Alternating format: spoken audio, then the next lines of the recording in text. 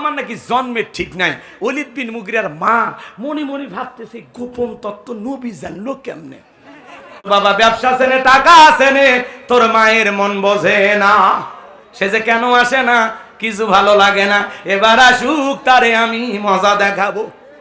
দেখবেন কিছু ভাইয়েরা যখন বিদেশে যায়, এলাকার কিছু দুষ্ট দেবর থাকে, ভাবির দুয়ারে যায় স্লোগান দেয়, ভাবি ভাইয়া তোমার বর, আমি যে দেবর, ভেবে দেখো ভাবি কার কত দাবি, ভাই গেছে মালয়েশিয়ায়, আমি তো দেশে আসি। সুযোগ পাইলেই ভাবির ঘরে প্রবেশ করে বলে, ভাবি আপনার যে চেহারা দেখে মনেই হয় না যে আপনি 2 বাচ্চার মা। এই বদমাইশ, বিয়ে না হলে ভাবি ডাকলি কারে? এ কথা কন নাকি আপনারা? ভাবি তো ডিজিটাল, ভাবি এগুলো শুনে এনজয় করে, ভাবি মডার্ন, ভাবি এগুলো শুনে মনে মনে খুব খুশি হয়। এজন্য মাঝে মাঝে আমরা খবর পাই দেবরক নিয়ে ভাবি উদাও, শালিক নিয়ে তুলে ভাই নেটওয়ার্ক বিজি। কষ্ট হচ্ছে আপনাদের না? হে যুবক, মন খারাপ করছো তোমরা? আচ্ছা আমার কথা শোনেন, এই সমাজে এগুলো আছে না নাই? কম না বেশি? আজকে যুব সমাজকে চরিত্র নষ্ট করার মূল যে অস্ত্র, তার নাম হলো এই মোবাইল। এই মোবাইলের ওজন কম, কিন্তু মোবাইলের মাধ্যমে পাপের ওজনটা অনেক বেশি। কথা বলে ঠিক কিনা? আজকে যুবক যুবতী তরুণ তরুণী রাতের আধারে একা একা ঘরের জানালা দরজা লাগায় মোবাইলে উল্টাপাল্টা ভিডিও। আমি কি এক লাইন বলবো? দেশে মোবাইল আইছে, চিঠি বন্ধ হইয়াছে, দিওয়ানা বানাইছে, পোলা মাইয়ার মনের কথা ভাসে বাতাসে। ও দেখো পোলা পানের মন বাদা ফেসবুকে এখন, মোবাইলে চ্যাটিং কইরা কাটাই সারাক্ষণ। এই মোবাইল পাইয়া দেখো মদনের মাইয়া, এই মোবাইল পাইয়া দেখো রমজানের মাইয়া কি কাণ্ড ঘটাইছে, স্বামী সংসার কেন কি পালায়া গেছে। 2 বাচ্চার মা, 4 বাচ্চার মা পরকীয়া প্রেম করে আরেকটা ছেলের হাত ধরে পালিয়ে যায়। যে নারী স্বামী রেখে সন্তান দেখে আর একটা পরপুরুষের হাত ধরে পালিয়ে যায়, ওটা নারী জাতির কলঙ্ক, পাষাণী ডাইনি ছলনাময়ী রাক্ষসী মহিলা, চরিত্রহীন নারী। এ মা, এ বোন, কেমনি পারলি মা? ও বোন, তুমি কেমনে পারলা স্বামী রাইকা বাচ্চা রাইকা আর একটা পরপুরুষ কেমনে ভালো লাগে? এই পাগলি, কেমনে ভালো লাগে? আর একটারে যদি ভালো লাগে তাহলে এই পুরুষের জীবনটা নষ্ট করলে কেন? 2টা বাচ্চার কি হবে? এরা মা পাবে কোথায়? তুমি তো বিয়ে করে একটা স্বামী পাইবা, তোমার স্বামী বিয়ে করে আর একটা বউ পাবে, বাচ্চাদের ভবিষ্যৎ কি হবে? যারা প্রকৃত মা এরা কখনো বাচ্চা রেখে বাহিরে পরপুরুষের সাথে টাঙ্কি মারতে পারে না। যে নারীর চরিত্র খারাপ ওই পারে। কথা বল না, নষ্ট গাড়ি ঠিক করা যায় কিন্তু নষ্ট নারীকে ঠিক করা যায় না। একবার যদি কোনো নারী নষ্ট হয়ে যায় ও পতিতার চাইতেও খারাপ হয়। এই জন্য আল্লাহ আমার মুসলিম নারীদেরকে হেদায়েত দান করেন, জোরে বলেন আমিন। স্বামী একটা পাইছো আলহামদুলিল্লাহ, মৃত্যু পর্যন্ত ওরই সেবা যত্ন করে থাকো। স্বামী পাল্টাইলে মানুষ কবে 12 ভাতারি। আগলি বোঝে না নিজের একটা ইজ্জতের দাম আছে না। আল্লাহ নারীদেরকে হেদায়েত দান করেন, জোরে কোন আমিন। আল্লাহ বক্তা শ্রোতা উভয় কামল করা তৌফিক দান করেন। আর কথা পারবে না। এই যুবক শোনো, আর একটা মরণ নেশা টিকটক। ওদেশে টিকটক আসিয়া সব গেল বাসিয়া, সিদ্দিক সোরা নায়ক হইছে আইডি খুলিয়া, হিরো আলম নায়ক হইছে আইডি খুলিয়া। এই মোবাইলে হাই কি জাদু আছে ভাই, পোলাপান বুইজাছে, পড়ালেখা তুইলা রাখছে সপ্তম আকাশে। এখন আর পড়াশোনা ভাল লাগে না, সারাদিন ফেসবুক ফেসবুক ফেসবুক। 16 বছরের ফেসিস্ট স্বৈরাচার জালেমকে বিদায় করে দিয়ে নতুন একটি বাংলাদেশ আমাদেরকে উপহার দিলেন, যেই বাংলাদেশে আমরা বাক স্বাধীনতা ফিরে পেয়েছি। কথা বলেন ঠিক কিনা? কোরআনের মাহফিলে কথা বলতে গেলে আমাদেরকে বলা হতো, হুজুর এইটা বলা যাবে না, ওইটা বলা যাবে না, এইটা বলবেন ওইটা বলবেন, যা হবে জমিনের নিচে, ওপরে যা হচ্ছে কিচ্ছু বলা যাবে না। এমন একটা অবস্থা ছিল, দেখবেন শুনবেন কিন্তু জবান দিয়ে কোনো কিছু বলা যাবে না। সেই পরিবেশ থেকে বিগত ফেসিস্ট জালেমদেরকে বিদায় করে আমাদের যে ভাইয়েরা জুলাই নেতৃত্ব দিয়েছেন সামনে থেকে, তার মধ্যে ওসমান হাদি একজন। আজকে কেন তাকে হত্যা করা হলো? কেন তাকে হত্যা করার উদ্দেশ্যে গুলি নিক্ষেপ করা হলো, তিনি কতটুকু কি হবে আমরা জানি না। আমিরে জামাত ডক্টর শফিকুর রহমান তাকে হাসপাতালে সাথে সাথে দেখতে গেছেন। তিনি বলেছেন তাকে কোটিতে নেওয়া হয়েছে, যদি আমি সেখানে যাই ভিড় হতে পারে, চিকিৎসায় ব্যাঘাত ঘটতে পারে। এর জন্য পুরো দেশবাসীর কাছে আমিরে জামাত দোয়া চেয়েছেন, আল্লাহ যেন ওসমান হাদি ভাইকে সুস্থ করে দেন। জোরে বলেন আমিন, আর একটু জোরে বলেন আমিন। সম্মানিত ভাইয়েরা আমার, আমি আপনাদের খেদমতে পবিত্র কোরআনুল কারীমের 108 নম্বর সূরা, সূরাটির নাম কাউসার। মোট আয়াত আছে 3টি, রুকু আছে একটি। বিশ্বনবীর মক্কার জিন্দেগিতে আল্লাহ রাব্বুল আলামিন এই সূরাটি নাজিল করেছেন। যে কোনো আয়াত বা সূরার তাফসীর করতে হলে কোন প্রেক্ষাপটে কোন সময়, আয়াত হট্টগোল করলে হবে না। এ ভাই, এটা কি মাছের বাজার পাইছেন? এক চুল শব্দ হবে না, সাইডে যান। কি হট্টগোল লেগে দিছে, সবাই একটু সাইডে যান ভাই, পরিবেশ দেন। এত কথা পিছন থেকে আসলে তো ওয়াজ ভুলে যাবো আমি, একটু দয়া করেন। আমি কিছুক্ষণ যাওয়ার পরে মোষ রেডি আছে তো নাকি কম? এত হই হুল্লার করছেন কে? তো বারক বাদ ফজো, এখনই হট্টগোল করলে হবে নাকি? দেরি আছে বাবা, মোষ কেবল জব হচ্ছে। মহিষটা জব করুক, কোটা বাছা করুক, এরপরে ধুবে, রান্না করবে, বহুত সময় বাবা। দরকার ঘুমায় না হলে মাহফিলে বর্ষণ কথা কর নাকি আপনারা? আর আপনারা যারা দাঁড়িয়ে আছেন বারবার ইশারা দিয়ে, আমার ইশারা তো বুঝবেন না, বান্ধবীর ইশারা ঠিকই বোঝেন। বসেন বসেন বসেন, সবাই বসেন, কথা হবে, কথা বলেন না কেন? তাহলে যে কোনো আয়াত বা সূরার তাফসীর করতে হলে আল্লাহ রাব্বুল আলামিন সেই আয়াতটি বা সূরাটি কোন প্রেক্ষাপটে নাজিল করেছেন, কোন সময় নাজিল করেছেন, সে নাজিলের প্রেক্ষাপট জানার দরকার আছে না নাই? আরবিতে বলা হয় শানে নজুল। যদি শানে নজুল আলোচনা করা হয় তাহলে তাফসীর বুঝতে সহজ হয়। বলুন আল্লাহু আকবার। সম্মানিত ভাইয়েরা আমার, আল্লাহ তাআলা তার হাবিবের উপরে কোন প্রেক্ষাপটে কোন সময় সূরা কাউসার নাজিল করেছেন একটু জানার দরকার আছে না নাই? আমি কি বলবো? একটু তাকবীর দেন, লিল্লাহি তাকবীর। সম্মানিত ভাইয়েরা আমার, বিশ্বনবীর প্রিয় সাহাবী হযরতে আনাস রাদিয়াল্লাহু তাআলা আনহু বলেন, নবীজি কাবার হাতিমে হেলান দিয়া বসা, আমি তাকায় দেখি নবীজির মনটা ভীষণ খারাপ, মুখটা মলিন, চোখের কোনা দিয়া অশ্রু ঝরতেছে। হযরতে আনাস দেখে বলেন, কিছুটা সময় অতিবাহিত হয়ে যাওয়ার পরে আমি তাকায় দেখি আমার নবীজি মুস্কি মুস্কি হাসতেছেন। বলুন সুবহানাল্লাহ। হযরতে আনাস ডেকে বলেন, নবী গো, এই মাত্র দেখলাম মুখটা মলিন, চোখের কোনা দিয়ে অশ্রু ঝরতেছে, আবার কেনই বা মুস্কি মুস্কি হাসেন? আমার নবী কেন কাঁদেন, কেন হাসেন? এর পেছনে রহস্য আছে না নাই? নবীজির কান্না করার কারণ হলো নবীজির কলিজার টুকরা ছেলে সন্তানগুলো জন্ম নেয়, আর একে একে ছেলে সন্তানগুলো মারা যায়। আবুল কাসেম মারা যায়, আবু তাকের মারা যায়, ইব্রাহিম মারা যায়। বাবা হিসাবে নবীর মনেও কষ্ট লাগে কি না? ছেলেগুলো জন্ম নেয় আর একে একে ছেলে সন্তানগুলো মারা যায়। নবীজির কাছের চাচা নাম হলো আবু লাহাব ডেকে বলে, ভাতিজা, তোমার বংশে বাতি জ্বালানো কেউ থাকলো না, তুমি একটা লেজ কাটা, তুমি একটা নির্বংশ, তুমি একটা হাট করে জোরে কন্যা ওযুবিল্লাহ। যদিও রসুলের 4টি কন্যা সন্তান জীবিত ছিল, কিন্তু ছেলেগুলো জন্ম নেয় আর একে একে মারা যায়। আমার ভাইয়েরা, এই পৃথিবীর জমিনে অনেক নবী রাসূলকে আল্লাহ তাআলা পাঠিয়েছেন, তাদের সন্তানগুলো যৌবন পর্যন্ত, প্রাপ্ত বয়স পর্যন্ত পৃথিবীর জমিনে জীবিত ছিল, কিন্তু রসুল আকরাম সাল্লাল্লাহু আলাইহি সাল্লামের একটা ছেলেও কেন জীবিত থাকলো না? আল্লাহ তাআলা কেন তাদেরকে শিশুকালে উঠায় নিলেন? এর পিছনে কারণ আছে না নয়? নবীজির ছেলে সন্তানগুলো আল্লাহ কেন শিশুকালে উঠায় নিলেন? একটা ছেলেও কেন যৌবন পর্যন্ত, প্রাপ্ত বয়স পর্যন্ত আল্লাহ তাআলা পৃথিবীর জমিনে রাখলেন না? এর পিছনে কারণ কি, রহস্য কি একটু জানার দরকার আছে না না? নবীজির ছেলে সন্তানগুলো বিদায় নেওয়ার পিছনে কারণ আছে 3টি। জোরে বলেন কয়টি? নবীর উম্মত হিসেবে জানতে মনে চায় না? কারা কারা শুনবেন একটু হাত তুলে দেখান তো বাজান। লিল্লাহি তাকবীর। হাত নামান আমার ভাইয়েরা। আমি যদি এখনই এই 3টি কারণ নিয়ে আলোচনা শুরু করি তাহলে 3 নাম্বার আয়াতের আলোচনা করা লাগবে। আমি কি 1 নাম্বার আয়াত বাদ দিয়ে 3 নাম্বারে যাব, নাকি আস্তে আস্তে শুরু করা যাক? ধৈর্য আছে তো ভাই? নবীর সম্মান মর্যাদা আমাদের জানার দরকার আছে না নাই? এক জায়গায় ওয়াজ করলাম, ভাই বলেন তো আমাদের নবীর নাম কি? বলে হুজুর আব্দুল কাদের জিলানী। পীর সাহেবের নাম মুখস্থ আছে, কপাল পরা, রসুলের নামটা বলতে পারে না। এমন মুসলমান আছে না নাই? সম্মানিত ভাইয়েরা আমার, দিল দিয়া কথাগুলো বোঝার চেষ্টা করবেন বাজান। একে তো সন্তান হারানোর ব্যথা, অন্যদিকে আপন মানুষদের সমালোচনা।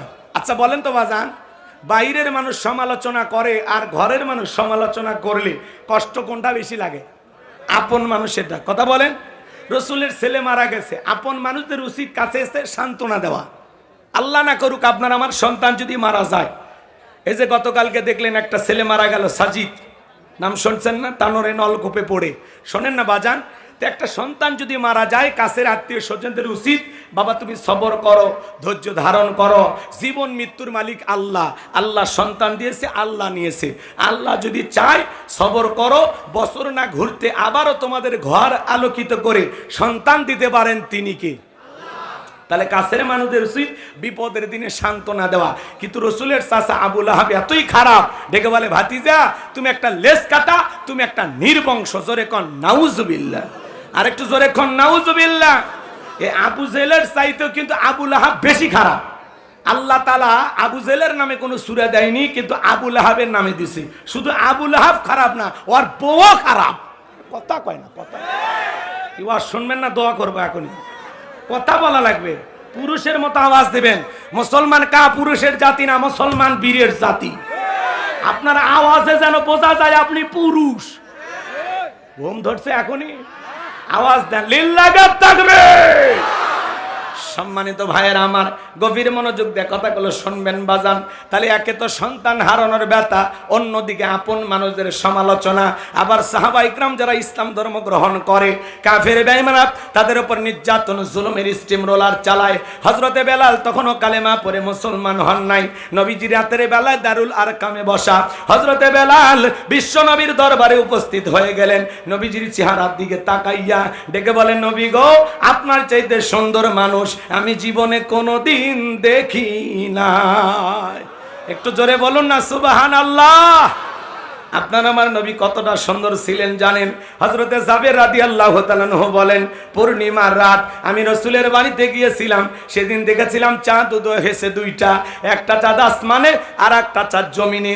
হযরতে জাবের বলেন, আমি একবার আকাশের পূর্ণিমার চাঁদের দিকে তাকাই, আর একবার নবীজির চেহারার দিকে তাকাই। ওই আকাশের পূর্ণিমার চাঁদের চাইতেও নবীকে আমার কাছে বেশি সুন্দর মনে হয়। আপনার আমার নবী কতটা সুন্দর ছিলেন জানেন?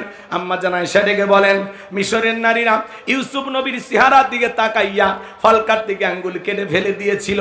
ওরা যদি একবার আমার নবীজির চেহারার দিকে তাকাইতো, শুধুমাত্র আঙ্গুল নয়, আঙ্গুল কাটতে কাটতে হাত কাটতে কাটতে কখন যে নিজের কলিজা কেটে দুফাক করে দিত, মুহূর্তের জন্য টের পাইতো না। আপনার আমার নবী এতটাই সুন্দর। কেমন নবী পাইছি বাজান গো আমার।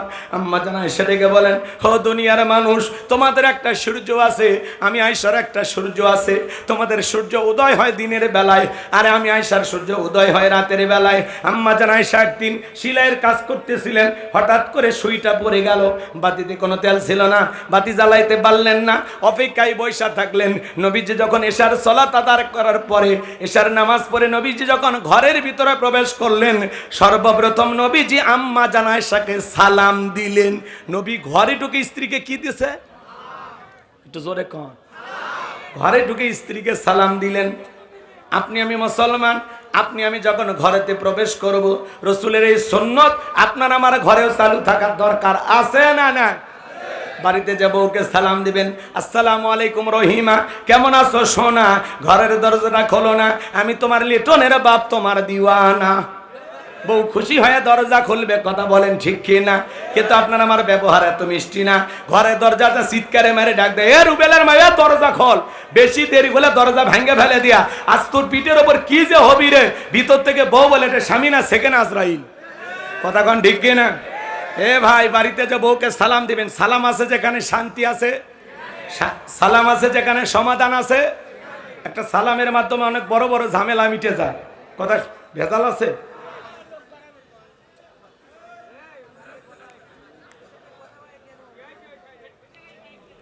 কষ্ট হচ্ছে? কথা বন্ধ হবি না, একটু ঝামেলা আছে। বাজান তাই না? চাচা বুঝে ফেলে দিছে আমার দুঃখ, যে ইশারায় কাজ করলে হুজুরের কানে যেন আওয়াজ না যায়। আর যে টাকা পয়সাগুলো আসতেছে ধামধাম করে এটি রাখে, এই যে চাচা বসে আছে ওনার কাছে রাখে, তাই না? যখন ধাম করে একটা লোক সামনে আসে, তখন দেখলে তো ভয় লাগে যে কিছু কোপার আসছে নাকি, কোনো ঝামেলা আছে নাকি। তাই না ভাই? আপনারা টাকা পয়সা দিবেন ওই চাচার কাছে দিবেন, সব ওই চাচার কাছে দিবেন। এই যে এটা ডয়ার না, ওটা টাকা রাখার জায়গা না, ওই বাক্স না? জি জি জি, আলহামদুলিল্লাহ, সব দান বাক্স দেন। আমার দিকে তাকান, কষ্ট হচ্ছে আপনাদের আমার ভাইয়েরা? তাহলে স্ত্রীকে সালাম দেওয়ার দরকার আছে না নাই? স্বামী স্ত্রীর মধ্যে সালাম আদান প্রদান হলে আল্লাহর পক্ষ থেকে রহমত নাজিল হয়। স্বামী স্ত্রীর মধ্যে সালাম আদান প্রদান হলে একে অপরের প্রতি শ্রদ্ধা, ভক্তি, বিশ্বাস, ভালোবাসা বেড়ে যায়। কথা কি বুঝাইতে পারলাম? আজকে দাম্পত্য জীবনে সুখ নাই। সকালে বিয়ে করে সন্ধ্যায় তালাক দেয়, সন্ধ্যায় বিয়ে করে সকালে তালাক দেয়। তালাকের সংখ্যা কমছে না বাড়ছে? আর পুরুষের চাইতে নারীরা এখন বেশি তালাক দেয়। কথা কন নাকি আপনারা? একটু 19 বিষয়ে গেলে কত টাইম নেই, আছে না বাজান, আছে না? আর যে সমস্ত মেয়েরা একটু চাকরি করে 2-4 টাকা ইনকাম করে, ওর আরো ভাব দেখে কে, আছে না নাই? আমার ভাইয়েরা, লম্বা করার সুযোগ নাই বাজান গো আমার। আমি গুনাহগার যে কথা বলতে চাই, বাড়িতে যা সালাম দিবেন, অনেকে বলে হুজুর বউকে সালাম দিতে গিয়ে শরম লাগে। আমি তখন বলি বাবা বিয়ে করছো কি? কোন হুজুর 3 সন্তানের বাবা আমি। এখন বলছিলাম বাবা স্ত্রী সহবাসের একটা দোয়া আছে, তুমি কি জানো? কত হুজুর ওটা দোয়া পড়ার টাইম? কথা কন না কেন? 3 সন্তানের বাপ হয়ে যায় আর শরম লাগে না? বউকে সালাম দিতে গিয়ে শরম লাগে, ওইটা শরম না শয়তানি? জোরে বলেন। তাহলে বউকে সালাম দেবেন তো ইনশাল্লাহ। আজকে যা সালাম দেবেন আসসালামু আলাইকুম, বউ চমকে উঠতে পারে, হঠাৎ তো চমকে উঠতে পারে। তখন বলবেন, বউ যদি জিজ্ঞাসা করে কারে সালাম দিলা, তখন বলবেন শেফালির মা তোরেই দিলাম। বউ তখন বলতে পারে আজকে আবার কোন হুজুরের মুরিদ নিয়ে বাড়িতে ঢুকলা, সেদিনই তো মুখের গাছের কলা চুরি করলে। কথা কন না কেন আপনারা? এজন্য বাজান 2-4 দিন দিতে দিতে অভ্যাসে করে নিতে হবে। ছোট ছোট বাচ্চাদেরকেও সালাম দিবেন, রাস্তাঘাটে যারে পাবেন তারে সালাম দিবেন। রাসূল মদিনাতে গিয়ে 4টি আমলের কথা বললেন, এর মধ্যে 1 নাম্বার বললেন আফসুস সালাম। তোমরা একে অপরের সাথে দেখা হলেই সালাম আদান প্রদান করবা, সালামের ব্যাপক প্রচার প্রসার করবা। আল্লাহু আকবার বলেন। আমার ভাইয়েরা, আম্মা জান আয়েশা ডেকে বলেন নবীজি সালাম দিয়ে প্রবেশ করলেন, নবীজির চেহারার আলোতে সুইটা কই পড়ে আছে আমি পরিষ্কার দেখতে পেয়েছি। বলুন সুবহানাল্লাহ। বাজান গো আমার, আপনার আমার নবীর সম্মান মর্যাদা কত! আরে কেমন নবী পাইছি, যে নবী হা বললে তামাম পৃথিবীবাসীর জন্য আল্লাহ পাক হালালে পরিণত করে দেয়, যে নবী না বললে তামাম পৃথিবীবাসীর জন্য আল্লাহ পাক হারামে পরিণত করে দেয়। আসমানের চাঁদের দিকে ইশারা করলে চাঁদ 2 টুকরো হয়ে যায়, জমিনে পা তুললে মাওলা পাকের আরশে আজিমে পৌঁছে যায়। নবী যখন জমিনে পথ চলতেন, আসমানের মেঘ এসে নবীকে ছায়া প্রদান করত। আল্লাহু আকবার বলেন। যেই নবীর চেহারার উপরে মশামাছি পড়া হারাম, নবী যখন ঘেমে যেতেন, আম্মা জানেরা নবীজির দেহের ঘামগুলো শিশির ভিতরে জমা রাখতেন।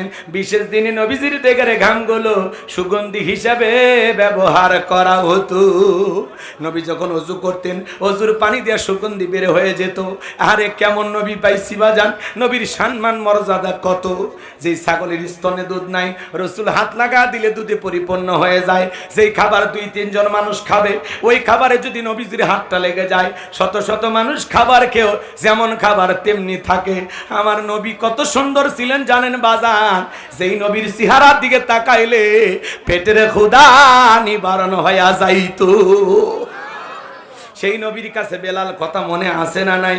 বেলাল দেখে বলে নবী আপনি কালেমার দাওয়াত দেন, ইসলামের প্রচার প্রসার করেন, দয়া করে আমার কালেমা পড়ে মুসলমান বানায় দেন।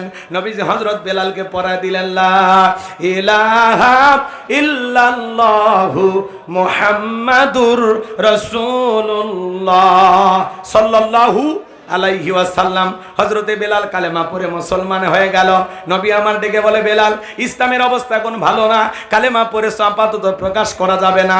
আপনারা বলেন তো বাজান, ইসলামের অবস্থা কি সব সময় ভালো থাকে? কথা বলেন না কেন? একটু জোরে কথা বলবেন। ভয় পাচ্ছেন? আমি করবো ওয়াজ, আপনারা দেবেন আওয়াজ, জবাব দিবেন ঠিক ঠিক, আলোচনা হবে কমপ্লিট। শ্রোতাদের স্পিরিটে বারে, বক্তার হিট, আলোচনা হবে জায়গা মতো ফিট। আগে বলতাম কিছু আজ প্যান্ডেলে, কিছু আজ অ্যাঙ্গেলে, এখন আর অ্যাঙ্গেলে না, যা বলবো সব ডাইরেক্ট। অ্যাঙ্গেলে বলার দিন শেষ, ডাইরেক্ট বলার বাংলাদেশ। কথা বলেন ঠিক কি না? একটু আওয়াজ দেন, আওয়াজ দেন। ইসলামের অবস্থা কি সব সময় ভালো থাকে? আজও তামাম পৃথিবীর দিকে তাকায় দেখেন, মুসলমানেরা খুব বেশি সুবিধার মধ্যে আছে। তামাম পৃথিবীর জালেম আর বেঈমানরা ঐক্যবদ্ধ হয়েছে পৃথিবীর জমিন থেকে ইসলাম আর মুসলমানকে মুছে ফেলে দেবে। কথা বলে ঠিক কি না? কিন্তু মনে রাখবেন, ইসলামের সুইচ আছে কার হাতে? আর একটু জোরে বলেন। আমার আল্লাহ বলেন, ইউরিদুনা লিতুফিউ নূরাল্লাহি বিআফওয়াহিহিম ওয়াল্লাহু মুতিম্মু নূরিহি ওয়ালাউ কারিহাল কাফিরুন। আরেকটু জোরে বলেন আল্লাহু আকবার। সূরা সফ আয়াত নাম্বার ৮। আল্লাহ রাব্বুল আলামিন জানিয়ে দিলেন কাফেররা চাই মুখের ফুৎকারে দিনের আলোকে, ইসলামের আলোকে, কোরআনের আলোকে নেভায় দিতে। আমার আল্লাহ ডেকে বলেন, আল্লাহু মুতিম্মু নূরিহি, এই জমিনে দিনের আলোকে, কোরআনের আলোকে, ইসলামের আলোকে আমি আল্লাহ রাব্বুল আলামিন প্রতিষ্ঠিত করে ছাড়ব। যদিও কাফের বেঈমানদের অন্তরে যত ধরনের জ্বালা যন্ত্রণা হোক না কেন, বলেন আল্লাহু আকবার। ইসলাম ছিল, ইসলাম আছে, ইসলাম থাকবে। নমরুদ যেমন ইসলামকে থামাইতে পারে নাই, ফিরাউন যেমন পারে না, আবু জেহেল যেমন পারে নাই, আজকে নেতানিয়াহু বলেন আর ডোনাল্ড ট্রাম্প বলেন আর ভারতের দাদা বলেন, এই পৃথিবীতে যতই ষড়যন্ত্রকারী থাকুক না কেন, ওরাও ইসলামকে থামাইতে পারবে না। আল্লাহর জমিন আছে যতদিন, ইসলাম থাকবে ততদিন। কথা বলেন, রাগ করতেছেন নাকি? আজ তামাম পৃথিবীতে দেখেন বাজান, ফিলিস্তিনিতে মুসলমানের রক্ত নিয়ে খেলা করা হয়, চীনের উইঘুরে মুসলমানদেরকে এখনো হত্যা করা হয়, আজও ভারতে গরুর গোশত খাওয়ার অপরাধে মুসলমানকে পিটানো হয়। কথাকে বোঝা যায়? এজন্য মনে রাখবেন বাজান, যারা এই মুসলমানের রক্ত নিয়ে খেলা করতেছে, ওই জালেমদের শেষ পরিণতি হবে পরাজয়। এই জমিনেও যারা মুসলমানের রক্ত নিয়ে খেলা করেছিল, নিরীহ আলেমদেরকে ফাঁসির দড়িতে ঝুলিয়েছিল, মিথ্যা মামলা হামলা দিয়ে জেলখানায় বন্দী করে রেখেছিল, অসংখ্য মানুষকে মিথ্যা মামলা হামলা দিয়েছিল।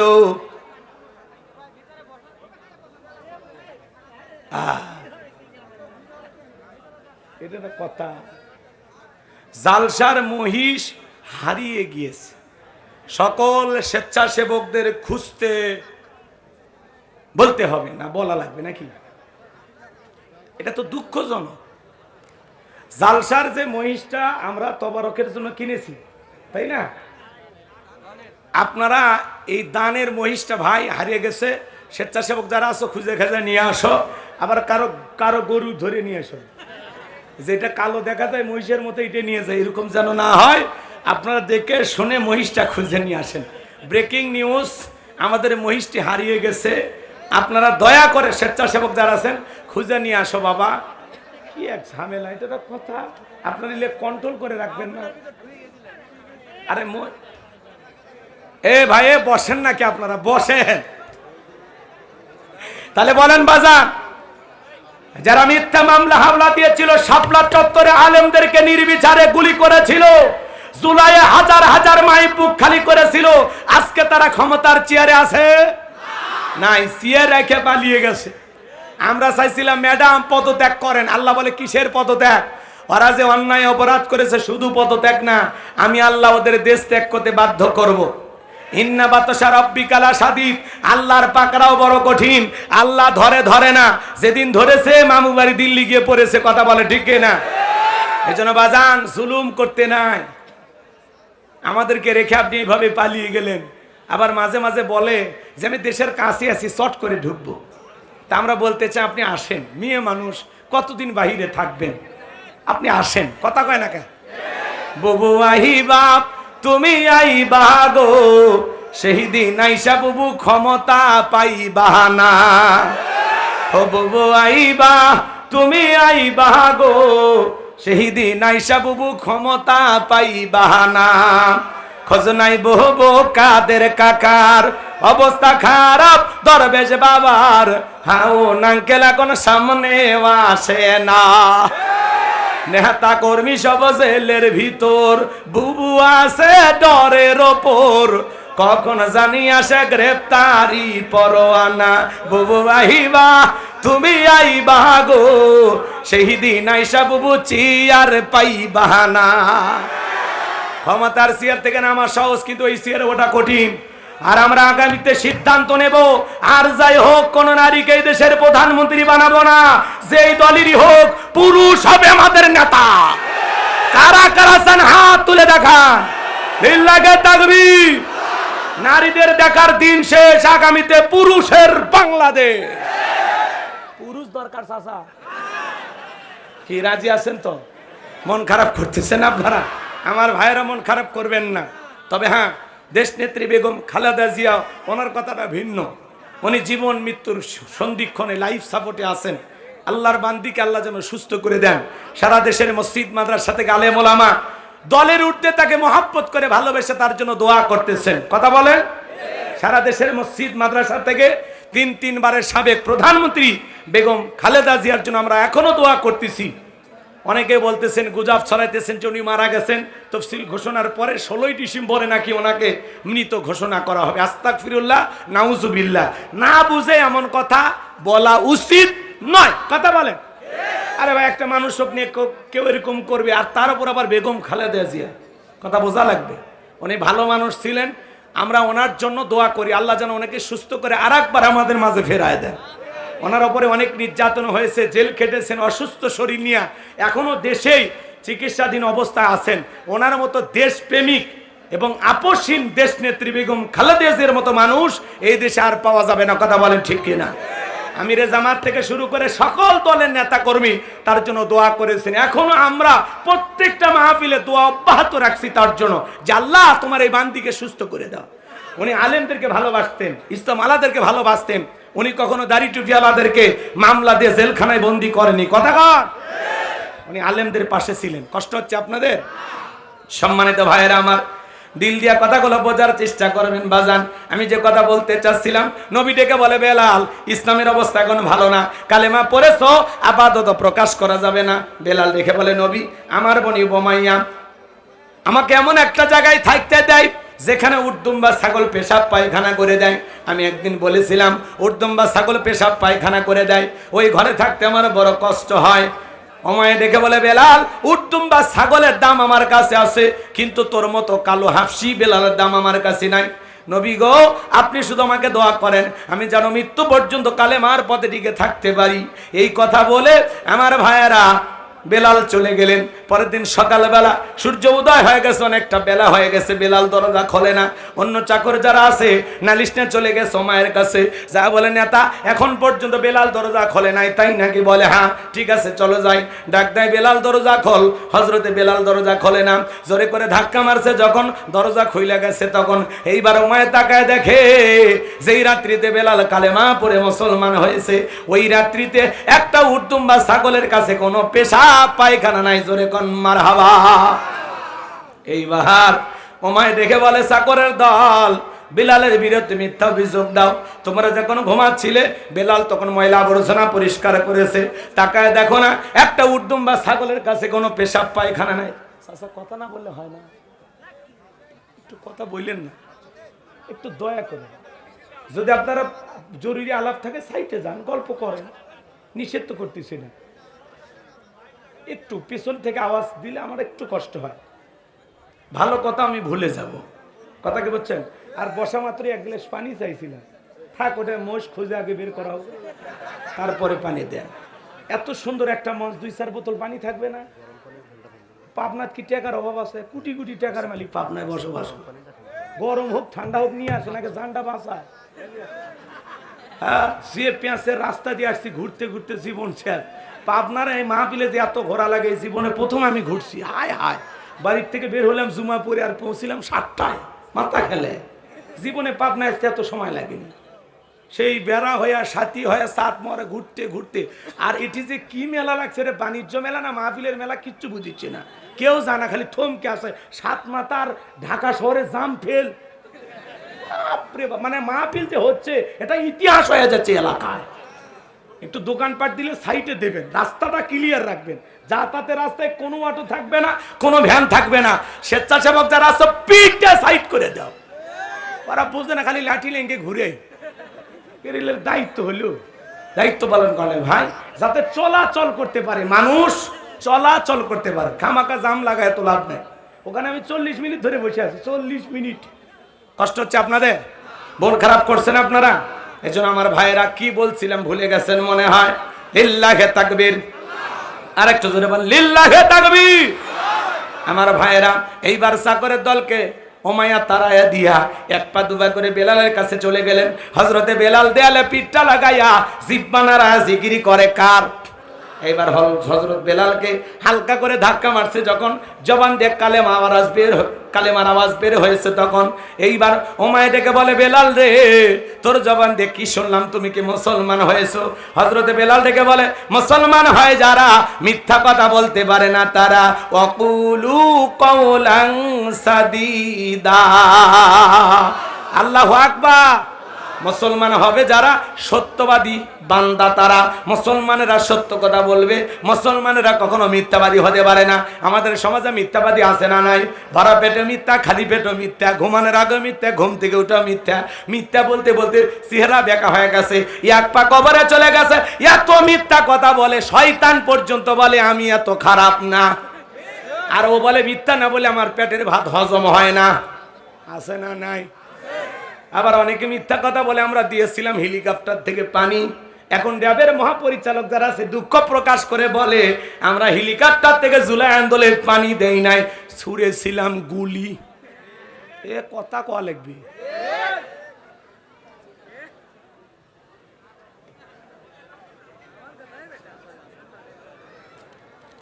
আলহামদুলিল্লাহ। কষ্ট হচ্ছে? হ্যাঁ, একটু সাজিয়ে নেওয়া লাগবে। কেউ নাই তো, কেবল গুছে উঠতেছে। এর পরের বক্তারা ওয়াজ করবি সুন্দর করে। কথাকে বোঝেন নাই? হেল্পার চেনেন? হেল্পার ড্রাইভার আসার আগে কি করে? গাড়ির লোক তোলে নেয়। কে কে আছেন ভাই সামনের সিটটা ফাঁকা করেন। কথাখানে এই পিছনে জানাই মহিলা বসতে দেন। ওই রকম অবস্থা আমার হচ্ছে। কথা বলছেন, হেল্পারের দায়িত্ব পালন করতেছি, মন খারাপ করেন না। মাহফিলটা একটু সাজায় গুছাতে, আর পরে বক্তা তুলে দেবো, ওরা খালি আসবি আর ফাটে হেলে দিবি। কি কন? আর যত বক্তা মানে পুরো বাংলাদেশের কয়েক জেলার বক্তা আপনারা এক জায়গায় করছেন, মানে এরকম একটা মাহফিল করতে গেলে কলিজা লাগে, কলিজা লাগে। কথা কন? আজকে আতাই খোলাই, পাপনাই বাউই খোলাতে নতুন একটা ইতিহাস হবে। কথা বলে ডিকেরা, কিছুক্ষণ পরে ময়দানে জায়গা হবে না ইনশাআল্লাহ। আল্লাহ কবুল করেন। ভাইরা বসেন বসেন বসেন, কথা হবে তো। আমার ভাইয়েরা গভীর মনোযোগ দিয়ে কথাগুলো শুনে যান বাজান। এইবারও মায়ে ডেকে বলে, বেলাল তুমি যদি চাও উর্তুম্বা ছাগলের মালিক বানায় দেব, থাকার জন্য ভালো ঘরের ব্যবস্থা করে দেব। হযরতে বেলাল ডেকে বলে, ও মাইয়া, দুনিয়ার কোনো পার্থিব সম্পদের বিনিময়ে বেলাল তার ঈমান বিক্রি করবে না। আল্লাহু আকবার বলে। এই কথা শোনার পরে ওমায় ডেকে বলে, বেলাল আমার কথাটা শুনলে বড় নেতা আবু জেহেলকে খবর দেব। হযরতে বেলাল ডেকে বলে, কোন বড় নেতা ছোট নেতা এখন কাউকে গোনার টাইম নাই। আমি দুনিয়ার কোন আবু জেহেলকে ভয় করি না, আমি ভয় করি আমার আল্লাহকে। আমার ভাইয়েরা, এরপরে ওমায় দৌড়ে চলে গেল আবু জেহেলের বাড়িতে। যাই বলে, নেতা সংবাদ খুব খারাপ, আমার বাড়ির কিন্তু দাস বেলাল কালেমা পড়ে মুসলমান হয়েছে। তাই নাকি? বলে হ্যাঁ, ঠিক আছে যাও আমি আসতেছি। আবু জেহেলের কিছু সাঙ্গ পাঙ্গ ক্যাডার মাস্তান ছিল, যাদের কাজই হলো মুসলমানদের উপর নির্যাতন জুলুম চালানো। আজও দেখবেন জালেমদের বিশেষ একটা বাহিনী থাকে, যাদের কাজই হলো টুপিওয়ালা দাড়িওয়ালা ইমানদার আল্লাহওয়ালাদেরকে ধরে ধরে নির্যাতন চালানো। এইবার আবু জেহেল তার ক্যাডার মাস্তান নিয়ে হাজির হয়ে গেল। আয়েশা বলে, বেলাল এই দিকে আই, এসব কি শুনছি, তুমি নাকি মুসলমান হয়েছো? হযরতে বেলাল ডেকে বলে, গতকাল রাত্রিতে নবীজির হাতে হাত রেখে আমি কালেমা পড়ে মুসলমান হয়েছি। বলে, ও বেলাল তুমি যদি চাও ব্যবসা বাণিজ্য করবার টাকা পয়সা যা লাগে দেব। বেলাল তুমি চাইতে দেরি, তোমার চাহিদাটা আমরা পূরণ করতে দেরি করব না। হযরতে বেলাল ডেকে বলে, আবু জেহেল রে, দুনিয়ার সব সম্পদ যদি আমি বেলালকে দিতে চাও, দুনিয়ার সব সম্পদ ছাড়তে রাজি, নবীজির কালেমা ছাড়তে রাজি নাই। বলেন আল্লাহু আকবার। বেলালের উত্তরসূরি যারা, এরা কখনো টাকার কাছে বিক্রি হবে না। আজ মুনাফিক মার্কা মুসলমান যারা টাকার কাছে বিক্রি হবে, তারা কথা বলেন। টাকা পাইলে বাতিলের পাঁচটা গোলাম হয়, টাকা পাইলে বৈধকে অবৈধ বলে ফতুয়া দেয়, আর অবৈধকে বৈধ বলে চালিয়ে দেয়। টাকার জোরে ফতুয়া ঘরে। টাকা পাইলে বাতিলের পাঁচটা গোলাম হয়, এক প্যাকেট বিরিয়ানি খায়, কয় ম্যাডাম আপনি জান্নাতি, টিকিট কনফার্ম। কথা কয় না? হ্যাঁ, কত টুপিওয়ালা দাড়িওয়ালা বাতিলের কাছে বিক্রি হয়, আছে না নয়? এই সুবিধাবাদ জিন্দাবাদ যারা মুনাফিক, তারা কথা কন।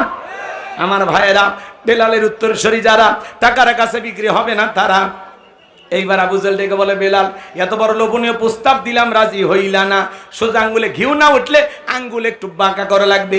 এই কথা বলে যুবকদের নিয়ে দিল, চাবুক দিয়ে পিটানো শুরু করো। হযরত বেলালকে চাবুক দিয়ে পিটানো শুরু হলো। এরা যত জোরে চাবুক মারে, বেলাল তত জোরে কালেমা পড়ে।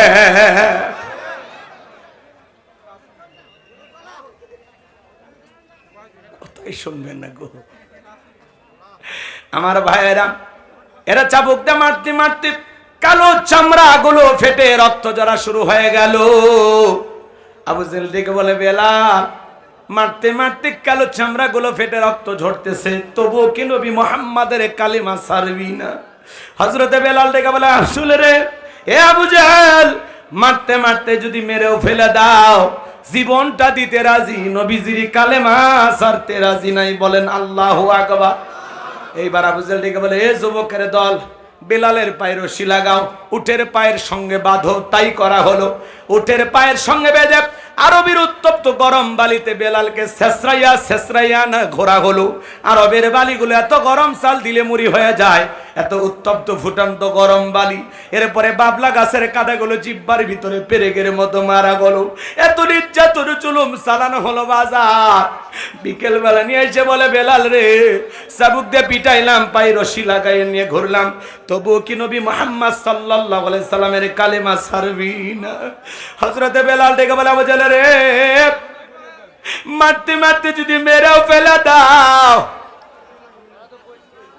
আমি বেলাল জীবন দিতে রাজি, তবুও নবীর কালেমা ছাড়তে রাজি নাই। আল্লাহু আকবার। এইবার আবু জেহেল বলে, এ যুবকের দল, বড় একটা পাথর নিয়ে আসে বেলালের বুকের উপরে চাপায়া দাও। বিশাল বড় একটা পাথর নিয়ে আইসা হযরতে বেলালের বুকের উপরে চাপায়া দেওয়া হলো। আবু জেহেল মনে করলো পাথরের চাপার আঘাতে বেলাল মারা যাবে। এই কথা ভেবে কাফেরা চলে গেল।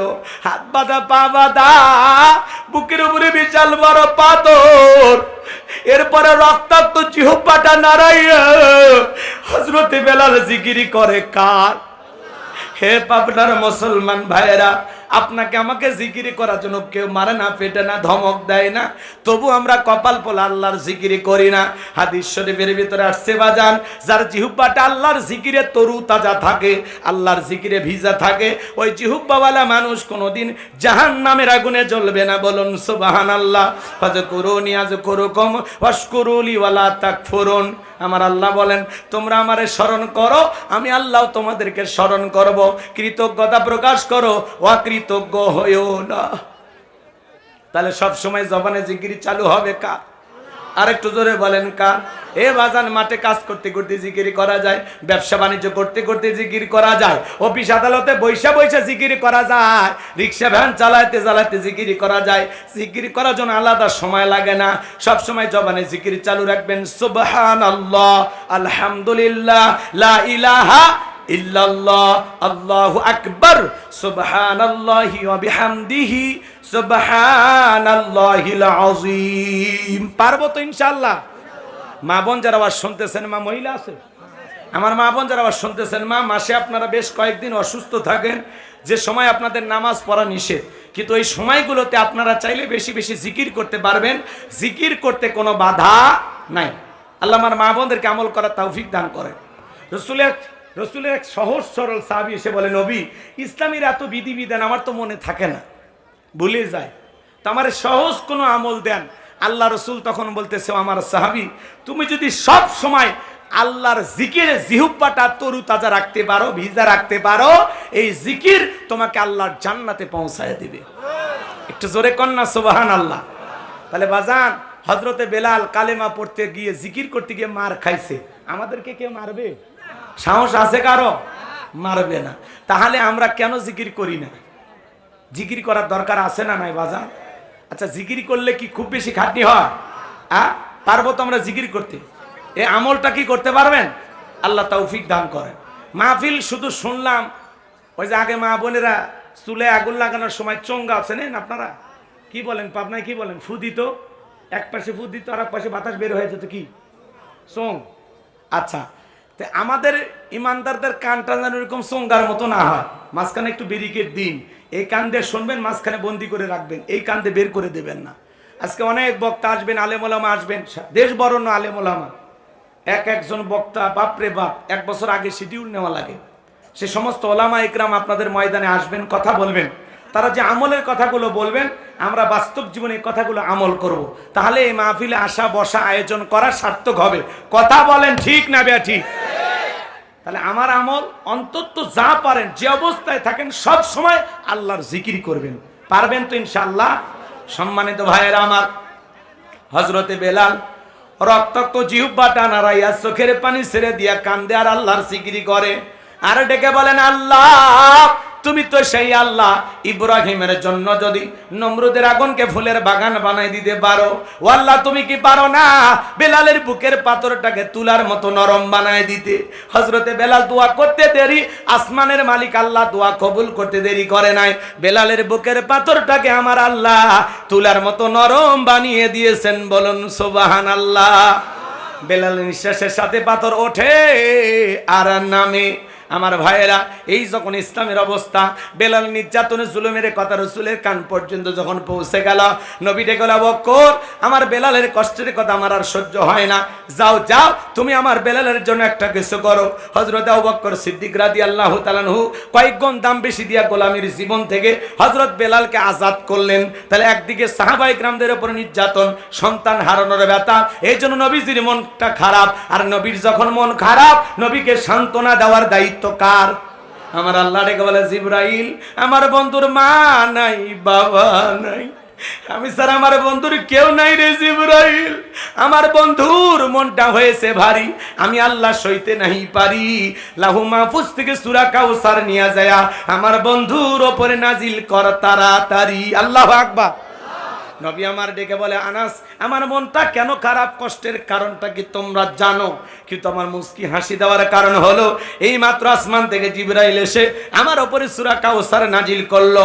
রাসূল তখন মুস্কি মুস্কি হাসলেন আর সাহাবায়ে কিরামদের সামনে তেলাওয়াত করে শুনিয়ে দিলেন। জবান ছেড়ে সবাই একটু পড়ুন, ইন্না আ'তাইনাকাল কাউসার ফাসাল্লি লিরাব্বিকা ওয়ানহার ইন্না শানিয়াকা হুয়াল আবতার। আল্লাহু আকবার। আমার আল্লাহ বলেন, ইন্না আ'তাইনাকাল কাউসার, অবশ্যই আমি আল্লাহ পাক আপনাকে হাউজে কাউসার দান করেছি। এই পৃথিবীর অন্য কোন নবী রাসূলকে আল্লাহ তাআলা হাউজে কাউসার গিফট করেন নাই, হাউজে কাউসার দান করেন নাই। আপনার আমার নবীকে আল্লাহ তাআলা স্পেশাল ভাবে হাউজে কাউসার দান করেছেন। বলুন সুবহানাল্লাহ। এই জন্য আমার আল্লাহ বলেন, ইন্না আ'তাইনাকাল কাউসার। আল্লাহু আকবার।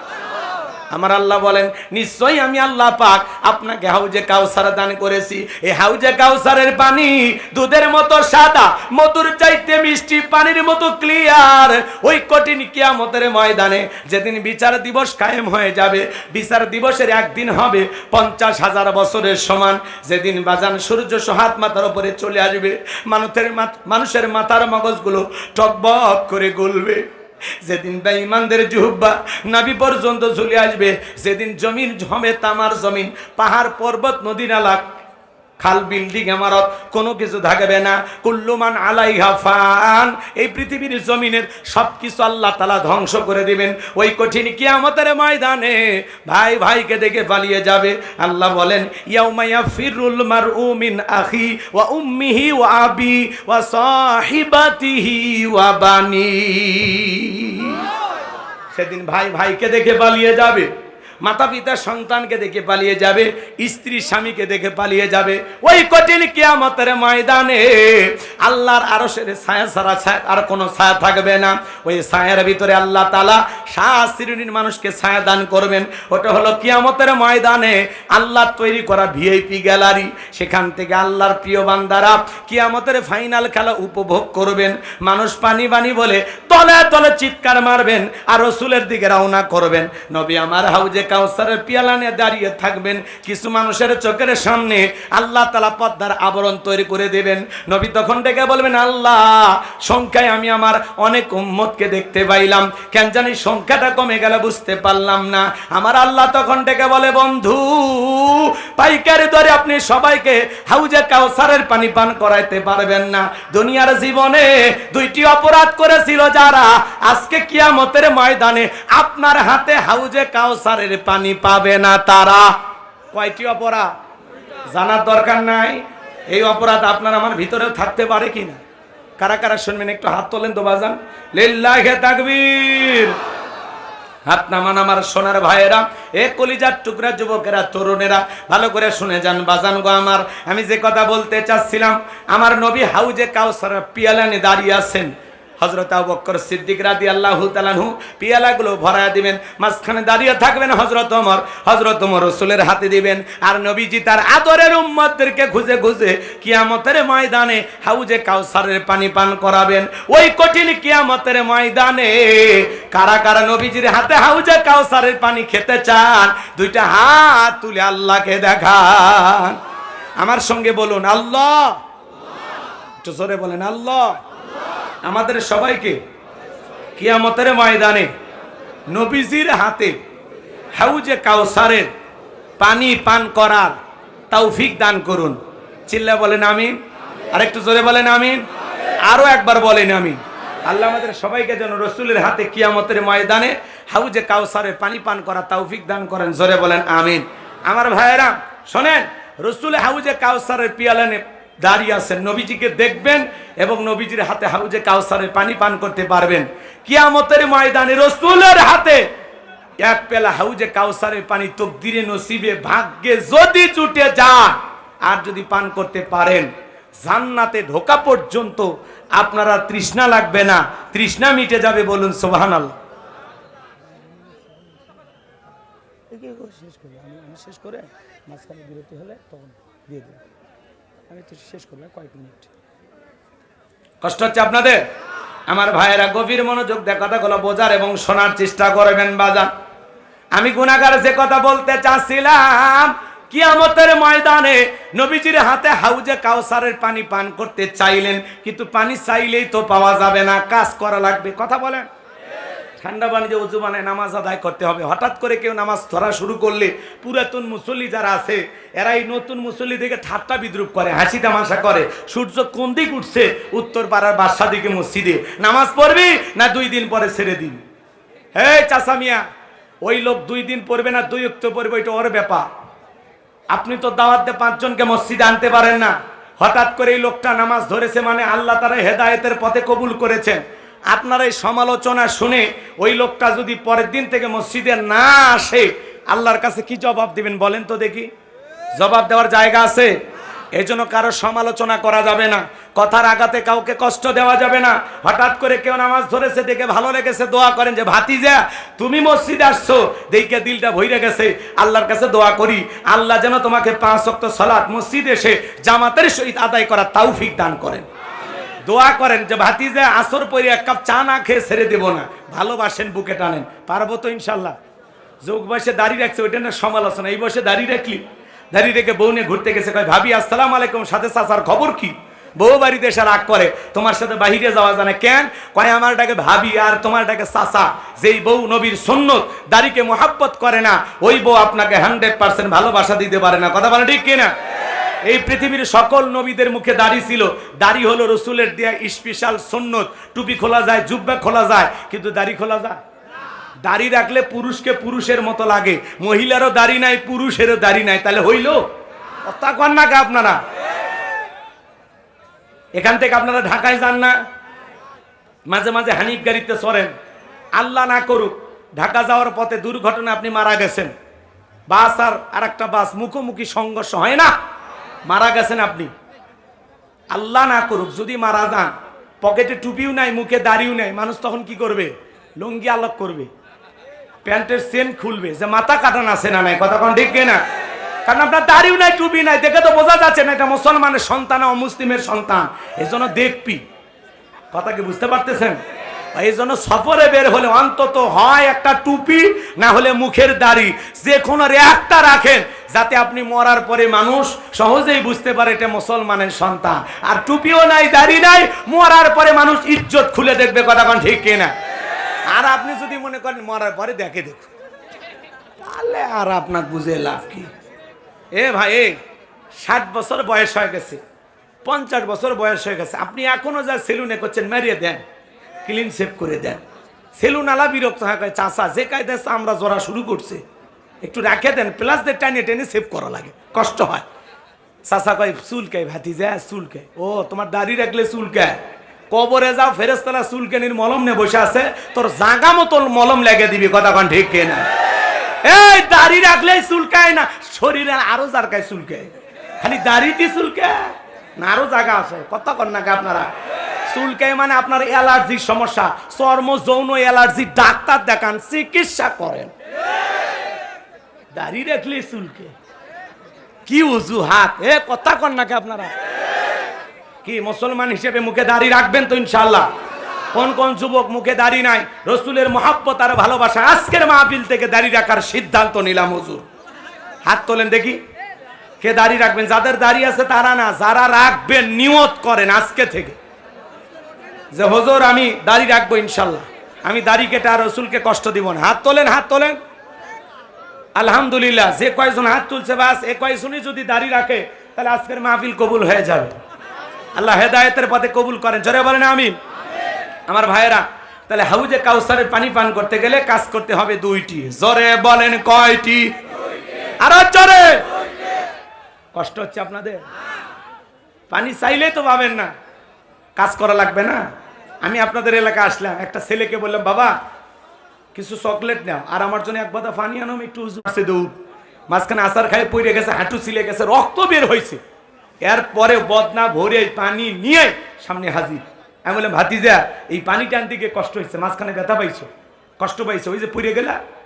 তখন ওই চকলেটের খুশির কারণে বলতেছে আমি এরকম কত পড়ে যায় আমার কিছুই হয় না, কথা কন না কেন? ওই চকলেটের খুশির কারণে ব্যথাকে ব্যথা মনে হয় না। কিয়ামতের ময়দানে নবীজির হাতে এক পেলা হাউজে কাউসারের পানি যদি পান, আল্লাহ তাআলা কিয়ামতের কঠিন দিন আপনার কাছে সহজ করে দেবেন। রসুলের হাতে এক পেলা পানি আর আল্লাহর আরশের নিচে ছায়া যদি ভাগ্যে জুটে যায়, আল্লাহর দয়া, আল্লাহ যদি আমাদেরকে এই দুই জায়গায় থাকার সুযোগ করে দেয়, তাহলে কিয়ামতের দিন আপনার জন্য কঠিন হবে না, আল্লাহ সব সহজ করে দেবেন। সুবহানাল্লাহ। কাল 9টার পরে ভাবিক সাথী নিয়ে বললেন পকেটে রাখেন, পকেটে রাখেন, গরম হোক, গরম হোক, একটু জোরে কর না সুবহানাল্লাহ। তাহলে হাউজে কাউসারের পানি পাওয়ার জন্য একটু কষ্ট করা দরকার আছে না নাই? তাহলে কাজ করতে হবে দুইটি, দুইটা আঙ্গুল তুলে বলেন তো কয়টি? আরো জোরে, জোর হলো না, উঠেই যাবে। হ্যাঁ, একটু মিছিল করেন, 16 বছর মিছিল করতে পারেন নাই, সামনে 12ই ফেব্রুয়ারি আসার আগে একটু মিছিলের অভ্যাস করে নেন। সামনে আসবে শুভ দিন, চিন্তা ভাবনা করে নিন। চলেন বাজান গো আমার, হাউজে কাউসারের পানি পান করার জন্য দুইটি কাজ আল্লাহ 2 নাম্বার আয়াতে জানিয়ে দিলেন। ফাসল্লিলি রাব্বিকা ওয়ানহার, বলেন বলেন, ফাসল্লিলি রাব্বিকা ওয়ানহার। 1 নাম্বার হলো ফাসল্লিলি রাব্বিকা, রবির উদ্দেশ্যে সালাত, নামাজ হবে কার জন্য? قل إن صلاتي ونسكي ومحياي ومماتي لله رب العالمين। নবীজি আপনি বলুন, সূরা আনাম আয়াত নাম্বার 162, আল্লাহ বলেন নবীজি আপনি বলুন আমার নামাজ, আমার কুরবানি, আমার জীবন, আমার মরণ লিল্লাহি রাব্বিল আলামিন, আসমান জমিনের প্রতিপালকের জন্য। তাহলে মুমিন জীবনের সব ইবাদত হবে একমাত্র কার জন্য? আর একটু জোরে বলেন কার জন্য?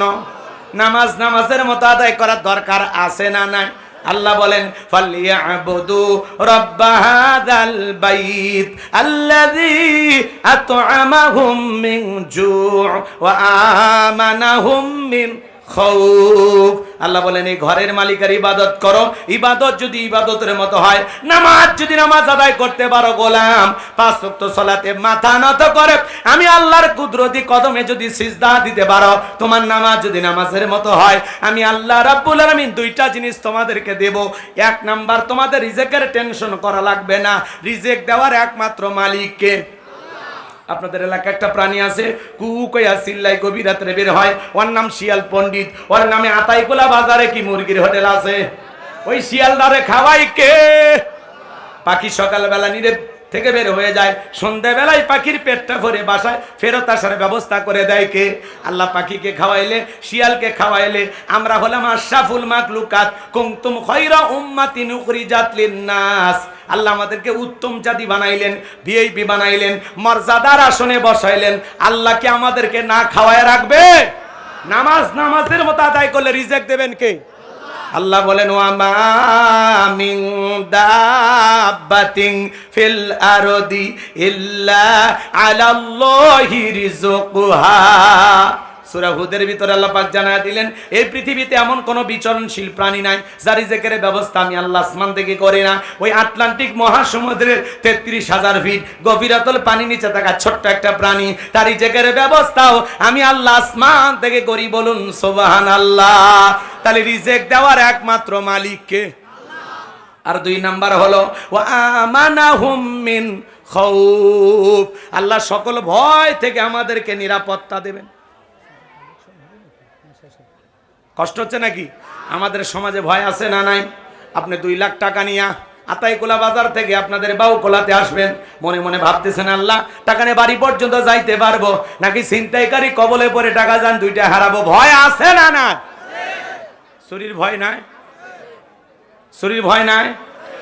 স্বাধীনতার 54 বছর কেটে গেল, চুরি বন্ধ হয়েছে? জোরে বলেন বন্ধ হয়েছে?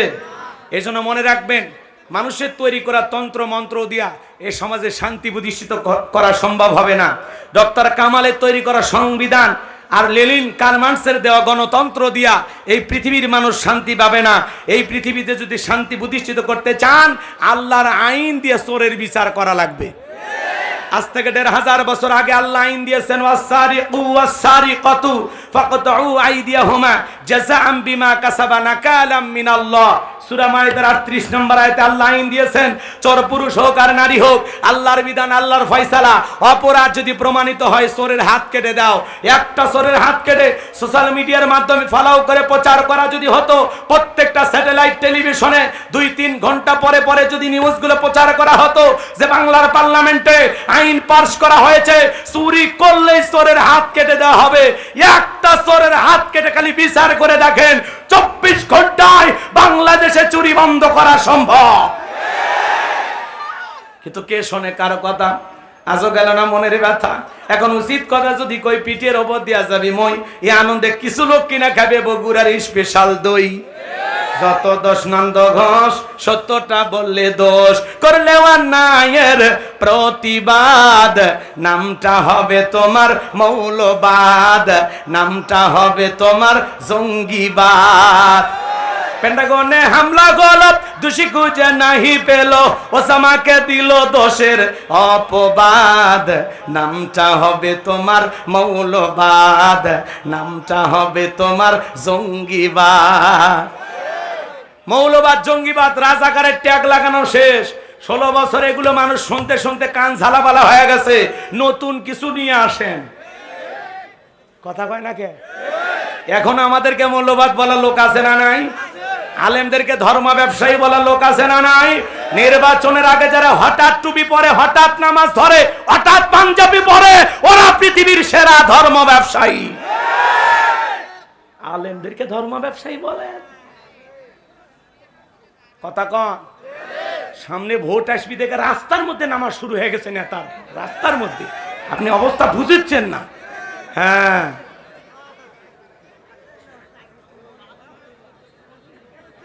চাচা ঠিক। এক আসরের নামাজ 4 বার পড়ে না, মসজিদ পাইলে নামাজ পড়ে, মসজিদ পাইলে। কর্মী কয় নেতা এত যে নামাজ পড়তেছেন ব্যাপার কি? কয় এই নির্বাচন আগে সব জায়েজ। কথা কন। রাস্তাঘাটে যারে দেখে তারাই সালাম দেয়, আছে না নাই? বাপ রে বাপ, এক নেতা খেজুর গাছ পর্যন্ত সালাম মারিয়ে দিছে। কর্মীরা কয় নেতা এগুলো মানুষ না, খেজুর গাছ। কয় আমি মনে করছি এটাও ভোটার। এজন্য বাজার নির্বাচনের আগে নেতার মাথা ঠিক থাকে না। আর ওদের পেছনে আমরা স্লোগান দেই, বল্টু ভাইয়ের চরিত্র ফুলের মতো পবিত্র, নামাজ পড়ে 1 ওয়াক্ত, গাঁজা খাই 5 ওয়াক্ত, ঘুম চুরিতে বাঁকা ভক্ত, শয়তানের 1 নাম্বার ভক্ত, হুজুরদের জন্য খুবই শক্ত, চুষে খাই গরিবের রক্ত। পোস্টার লেখা আছে গরিবের বন্ধু, ভোট দিয়ে দেখেন গরিবের কয় নাম্বার শত্রু। একটা বয়স্ক ভাতার কার্ড নিবে গেলে 2-1000 খায়, কথা বলে ঠিক কিনা? তাহলে সমাজে নিরাপত্তা চাইলে কার আইন চালু করা লাগবে? নেতা আল্লাহর আইন কেন চালু করে না? কারণ নেতা জানে আমি এই হাত দিয়ে যে পরিমাণে দুর্নীতি করছি, প্রথম হাত নেতার কাটা যাবে। আপনি বিশ্বাস না করলে ডায়েরিতে লেখেন, বিশ্বাস করে না। গ্রামাঞ্চলে কথা আছে না, সরিষাই ভূত। নেতা আল্লাহর আইন কেন চালু করে না? কারণ নেতার তাহলে তো দুর্নীতি করা হবে না, বিদেশে টাকা পাঠাইতে পারবে না, কথা বলেন। নেতা আল্লাহর আইন চালু করবে না। 54 বছর কেটে গেল, 12টা প্রধানমন্ত্রী আপনারা পাইছেন, আগামীতে 13তম প্রধানমন্ত্রী হবে আপনাদের ভোটে। কিন্তু এতবার প্রধানমন্ত্রী আপনারা চেঞ্জ করলেন, একটা নেতাও নামাজের ন্যূনতম বিল বাংলার পার্লামেন্টে পাশ করেনি। তার মানে কি 54 বছরে সবকিছু দেখা শেষ, আগামীতে ইসলামের বাংলাদেশ। আল্লাহ যেন এই জমিনকে ইসলামের জন্য কবুল করেন, যারা বলেন আমিন।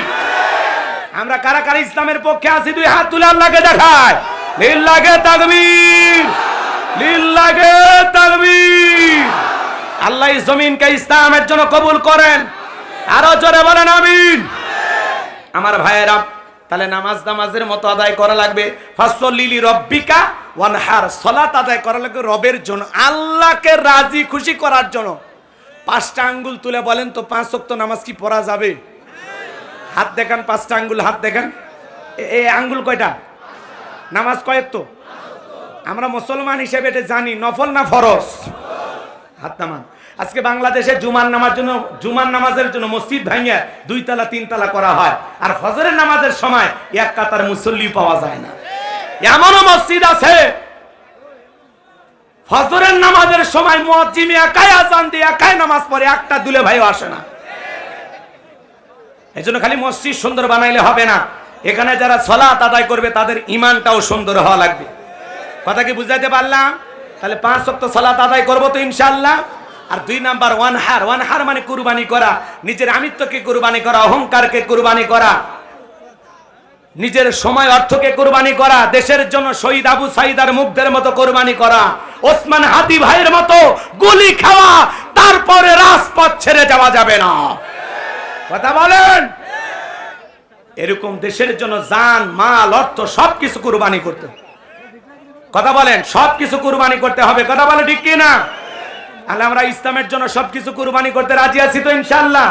ওয়ানহার মানে কুরবানি করা, জোরে বলেন কি করা? আমরা মনে করি খালি গরু ছাগল কুরবানি করা। আমাদের সমাজে দেখেন না, 7 জন একটা গরু ভাগে কেনে, 4 জন দড়ি ধরে টানে, পিছন থেকে 3 জন ঠেলে, যেই গরুর উপরে বয়স্ক ভাতা ওয়াজিব, কথা কয় না, কথা কয় না। এমন দুর্বল গাভী জবাই করলে কি হবে? রাগ করতেছেন আপনারা?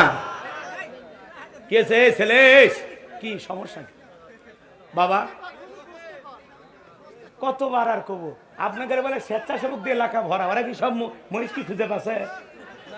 পায়নি, তাহলে আর তো বড় কবি না, এখনো পায়নি, এটা দুঃখজনক। তাহলে এটা গরু টরু জব করেন, এটা কিছু করেন তো, লোকজন তো খালি খালি বিজয় করা যাবে না। বসেন, বসেন, আপনারা একটু বসেন না ভাই, রাগ করতেছেন? আচ্ছা, আমার ওয়াজ কি খারাপ লাগতেছে? আমি কি দোয়া করলে খুশি হবেন? হ্যাঁ, তাহলে একটু বসেন, আমার পয়েন্টগুলো শেষ করেন। মানে সাইড থেকে কথা আসলে আমার এলোমেলো হয়ে যায়। আর একটা আয়াত আছে, কয়েকটা মিনিট দিবেন না? এরপরে ইনশাল্লাহ আমাদের একজন অতিথি আসছেন, সম্মানিত চেয়ারম্যান মহোদয়, উনি কথা বলবেন, এরপরে বক্তা কথা বলবেন ইনশাআল্লাহ। আল্লাহ কবুল করেন, যারা বললেন আমিন। হ্যাঁ ভাগ্নে, কষ্ট হচ্ছে? আপনারা কি কষ্ট পাচ্ছেন? তাহলে একটু হাত তুলে বলেন তো, কষ্ট হচ্ছে আপনাদের? একটা তাকবীর দেন, জোরে সোরে একটা আওয়াজ দেন, লিল্লাহে তাকবীর, নারায়ে তাকবীর, আল কোরআনের আলো, আল হাদিসের আলো, লিল্লাহে তাকবীর। হাত নামান আমার ভাইয়েরা। তাহলে ওয়ানহার মানে কুরবানি করা। যারা কুরবানি দিবেন 3টা জিনিস খেয়াল রাখবেন। কুরবানির ওয়াজ আপনাদের মসজিদের ইমাম সাহেব করবে। 1 নাম্বার হলো নিয়ত সহি। কুরবানি কার জন্য? নিয়তটা সহি করবেন যে কুরবানি আল্লাহর জন্য। অনেকে বলে ছেলে মেয়ের গোস্ত খাওয়া লাগবে এই জন্য কুরবানি দিচ্ছি, জামাই বাড়িতে গোস্ত পাঠানো লাগবে এই জন্য কুরবানি দিচ্ছি, এরকম নিয়ত থাকলে হবে? হবে না বাজান গো আমার। এজন্য আমি যে কথা বলতে চাই গভীর মনোযোগ দিয়ে কথাগুলো শ্রবণ করার চেষ্টা করবেন বাজান। কুরবানি করা মানে আল্লাহকে রাজি খুশি করা। তাহলে 1 নাম্বার কুরবানি কার জন্য? নিয়ত সহি। 2 নাম্বার টাকা হালাল, সুদের টাকা, ঘুষের টাকা, হারাম উপার্জনের টাকা দিয়ে কুরবানি দিলে হবে। আল্লাহ পবিত্র, তিনি পবিত্র বস্তুকে ভালোবাসেন, আল্লাহ কবুল করেন, জোরে বলেন আমিন। আর 3 নাম্বার ফাসল্লি লিরাব্বিকা ওয়ানহার, আগে নামাজ পড়ো তারপরে কুরবানি করো। কোন বেনামাজির সাথে ভাগে কুরবানি দেবেন না, দেবেন না, দেবেন না। নামাজ পড়ে না কুরবানি দিচ্ছি, ওটা পিকনিক খাওয়া হচ্ছে। আল্লাহ কি বলে? ফাসল্লি লিরাব্বিকা ওয়ানহার, আগে নামাজ পড়ো তারপরে কুরবানি করো। নামাজ হবে যে রবের জন্য, কুরবানি হবে সে রবের জন্য। আমরা পারবো তো ইনশাআল্লাহ? আমাদের জীবনের সব কুরবানি কার জন্য? আপনি যদি 20,000 টাকার একটা ছাগলও দেন, নিয়ত সহি, টাকা হালাল, নামাজি, বাস আপনার ছাগলের রক্ত জমিনে পড়ার আগে আরশের মালিক আল্লাহর কাছে কবুল হয়ে যাবে। আল্লাহ কবুল করেন, জোরে বলেন আমিন। 3 নাম্বার ইন্না শানিয়াকা হুয়াল আবতার। আল্লাহু আকবার। আমার আল্লাহ দেখে বলেন নবী গো, যারা আপনাকে লেসকারা নির্বংশ বলে আপনি মনের মধ্যে কষ্ট নেবেন না। ওই আবুল আহাব, উতবা, সাইবা, ওদের বংশে বাতি জ্বালানো কেউ থাকবে না। ও নবী, আপনি কষ্ট মনের মধ্যে নেবেন না। আর ছোটবেলা আপনার সন্তানগুলোকে নিয়েছি, এজন্য আপনি কষ্ট পাচ্ছেন। নবী, কষ্ট পাওয়ার কোনো কারণ নাই। এই পৃথিবীর জমিনে আপনাকে মহব্বত করা, আপনাকে ভালোবাসার কোটি কোটি রুহানি সন্তান পাঠাবো, যারা আপনার জন্য জীবন দিতে প্রস্তুত থাকবে। বলুন আল্লাহু আকবার। বর্তমান পৃথিবীতে 700 কোটি মানুষ, এর মধ্যে 200 কোটি মুসলমান। আমরা সবাই নবীজির রুহানি সন্তান। ফ্রান্সের জালেমেরা যে নবী 63 বছরের জিন্দেগিতে একটি মিথ্যা কথা বলেননি। বলেন আল্লাহু আকবার। জীবনে কখনো তুমি মিথ্যে বলনি, তাই তো তোমায় পেতে কাঁদেই ধরনি। জোরে কন্যা মারহাবা। রাসূল 63 বছরের জিন্দেগিতে একটি মিথ্যা কথা বলেননি। হে যুবক, এমন আদর্শ পৃথিবীর আর কোন নেতার আছে? এমন সত্যবাদী নেতা পৃথিবীতে আর কেউ আছে? সেই নবীকে নেতা মানতে রাজি আছেন তো ইনশাআল্লাহ? আর সেই নবীকে গালি দিবে যারা, অবৈধ যারা সন্তান তারা। নবীকে গালি দিয়েছিল ওলীদ বিন মুগীরা, কাত্ত ভাষায় গালি দেয়। আল্লাহ আয়াত নাজিল করে বলেন উতুল্লিম বাদা যালিকা জানিম। নবী গো, এই ওলীদ বিন মুগীরা হলো পিতৃ পরিচয়হীন যারা সন্তান, ওর জন্মের ঠিক নয়। ওলীদ বিন মুগীরা চলে গেলেন বাড়িতে, তার মায়ের নাম ছিল ঝর্ণা। যায় বলে, মা করবি না কোনো তাল বাহানা। নবী মুহাম্মদ সাল্লাল্লাহু আলাইহি ওয়াসাল্লাম বললেন না, বলেন সাল্লাল্লাহু আলাইহি ওয়াসাল্লাম আমাকে বলেছেন উতুল্লিম বাদা যালিকা জানিম, আমি নাকি পিতৃ পরিচয়হীন, আমার নাকি জন্মের ঠিক নাই। ওলীদ বিন মুগীরার মা মনে মনে ভাবতেছে গোপন তত্ত্ব নবী জানলো কেমনে। ওলীদ বিন মুগীরার মা বলতেছে, বাবা ব্যবসা বাণিজ্যের কাজে তোর বাবা এতটাই ব্যস্ত থাকতো, তোর বাবা টাকা আছে নে, কিন্তু তোর মায়ের মন বোঝে না। বাড়ির আশেপাশে তোর চাচা ঘুরঘুর করতেছিল, তার দিয়ে ভালোবাসা বিনিময় করেছিলাম, তার ফলে তোর জন্ম হয়েছে। নবী যে তত্ত্ব দিয়েছে 100% সত্য। তোর বাপ তোকে জন্ম দেয় নাই, তোরে জন্ম দিয়েছে তোর চাচা। আজ পৃথিবীর জমিনে যারা নবীকে গালি দেবে, নবী কিনে বাজে ভাষায় গালি দিবে, ওরাও কিন্তু অবৈধ যারা সন্তান। তুমি আমারে গালি দাও মাইনে নেব, আমার বাপকে গালি দাও মাইনে নেব, আমার দলকে গালি দাও মেনে নেব। বিশ্ব নবী হলেন আমাদের কলিজার টুকরা নবী। সেই নবীকে নিয়ে যদি কেউ কুরুচিপূর্ণ মন্তব্য করে, বাজে ভাষায় গালি দেয়, নবীকে নিয়ে যদি আজে বাজে ভাষায় গালি দেয়, অশ্লীল কথা বলে, ওই নাস্তিক বেঈমানকে ধইরা ওর বুকের উপরে চইরা জিহ্বা টান দিয়ে ছিঁড়ে কুকুরকে খাওয়ায় দেব। কথা বলেন ঠিক কিনা? নবীর জন্য আমরা জীবন দিতে প্রস্তুত। আল্লাহর এই জমিনে আল্লাহর দ্বীনকে প্রতিষ্ঠিত করার জন্য যদি কখনো ডাক আছে, বিবির কাছ থেকে বিদায় নে, সন্তানদের কাছ থেকে বিদায় নে, মাথায় কাফনের কাপড়ে বেঁধে আল্লাহর এই জমিনে আল্লাহর দ্বীনকে প্রতিষ্ঠিত করার জন্য কারা কারা বুকের তাজা রক্ত দিতে রাজি? 2 হাত তুলে আল্লাহকে দেখান। লিল্লাহি তাকবীর, লিল্লাহি তাকবীর। হাত টান টান করে তোলেন। আমি কি হাত নামাইতে বলেছি? সবাই হাত সোজা করে রাখেন। আমার আল্লাহ রাব্বুল আলামিন বলেন, ইন্নাল্লাহা আশতারা মিনাল মুমিনিনা আনফুসাহুম ওয়া আমওয়ালাহুম বিআন্না লাহুমুল জান্নাহ। সূরা তাওবার 111 নম্বর আয়াতে আল্লাহ রাব্বুল আলামিন জানিয়ে দিলেন, নিশ্চয়ই মুমিন বান্দাদের জান মাল আমি আল্লাহ ক্রয় করে নিয়েছি, বিনিময়ে দেব জান্নাত। বলুন সুবহানাল্লাহ। তাহলে বলেন তো বাজান, আপনার আমার জীবনের মালিক কে? হে পাবনার যুবকেরা ভালো করে বলো তো এই জীবনের মালিক কে? প্রেম করবার প্রেমিকাকে পার্কে নিয়ে যায় ডায়লগ দিবা, এ জীবন তোমার, তুমি শুধু আমার। ওরে হাইব্রিড যুবক, এই জীবনের মালিক কে? আপনার আমার সম্পদের মালিক কে? আল্লাহর দেয়া জীবন, আল্লাহর দেয়া সম্পদ আল্লাহর পথে খরচ করতে রাজি আছেন তো মুসলমান? রাজি আছেন তো ইনশাআল্লাহ? বাম হাত নামান, শুধু ডান হাত তুলে রাখেন, শুধু ডান হাত। আল্লাহ রাব্বুল আলামিন বলেন ইল্লা সাহাবাল ইয়ামিন ফি জান্নাতি ইয়াতাসালুন, ডানপন্থী যারা জান্নাতের বাগানে থাকবে তারা, ডানপন্থী যারা আল্লাহর প্রিয় তারা বলুন আল্লাহু আকবার। কোনো কথা হবে না, ডান হাতটা পকেটের ভিতর ঢুকা দিয়া যে যা পারেন যতটুকু